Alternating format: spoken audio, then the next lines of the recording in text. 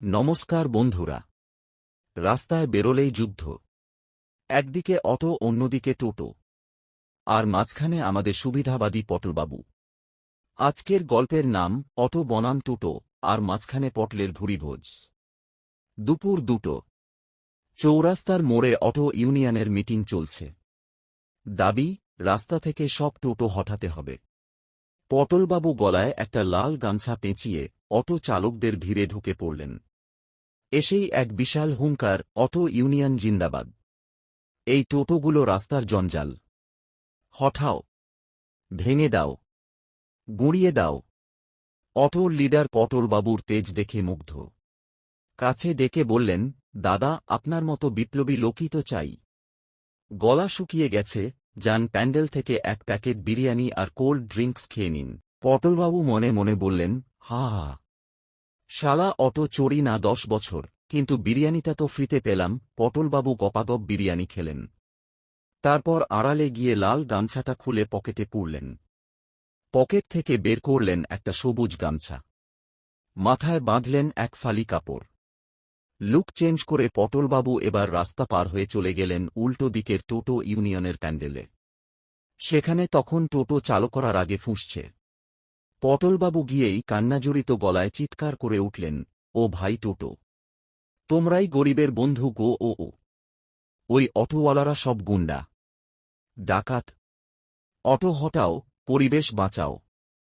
টোটো ইউনিয়নের নেতা পটলবাবুকে জড়িয়ে ধরলেন। বললেন, দাদা, আপনি আমাদের কষ্টটা বুঝলেন। আসুন, আমাদের স্পেশাল মাটন কষা আর রুটি খেয়ে যান। পটলবাবু তো এটাই চাইছিলেন।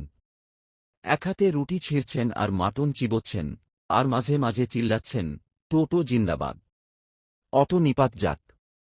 কিন্তু কপাল খারাপ, মাটনটা একটু বেশি ঝাল ছিল। পটলবাবু যেই এক গ্লাস জল খেয়ে এক বিশাল ভো-অট করে ঢেকুর তুলেছেন, অমনি পেটের ভেতর থেকে আগের খাওয়া অটো ইউনিয়নের বিরিয়ানির গন্ধটা বেরিয়ে এল। ঠিক সেই সময় অটো ইউনিয়নের এক ড্রাইভার ওই পথ দিয়ে যাচ্ছিল পান খেতে। সে পটলবাবুকে দেখেই চিনে ফেলল। চিৎকার করে বলল, আরে, এ তো সেই লাল গামছাওয়ালা লোকটা, যে একটু আগে আমাদের বিরিয়ানি খেয়ে টোটোর নামে গালাগালি দিচ্ছিল, এখন এখানে মাটন খাচ্ছে। টোটো ইউনিয়নের নেতাও শুনে ফেলল। সে পটলবাবুর কলার ধরে বলল, কি রে বেইমান, তুই অটোর বিরিয়ানি খেয়ে এসে আমাদের মাটন মারছিস? তুই তো ডবল ভণ্ড রে। ব্যাস, 2 ইউনিয়ন এক হয়ে গেল পটলবাবুকে ধোলাই দেওয়ার জন্য। অটো আর টোটো ড্রাইভাররা লাঠি নিয়ে তাড়া করল। পটলবাবু দেখলেন যান বাঁচাতে গেলে দৌড়াতে হবে। তিনি মাটনের বাটিটা ছুঁড়ে মেরে দিলেন। ভোঁ দৌড়।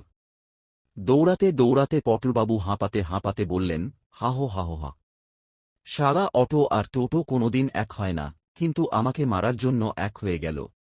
যাক বাবা, বিরিয়ানি আর মাটন দুটোই তো পেটে গেছে। আজকের দিনটা সার্থক। বন্ধুরা, পটলবাবুর এই 2 নৌকায় পা দেওয়া কেমন লাগল? ভালো লাগলে লাইক ঠুকে দাও। টাটা।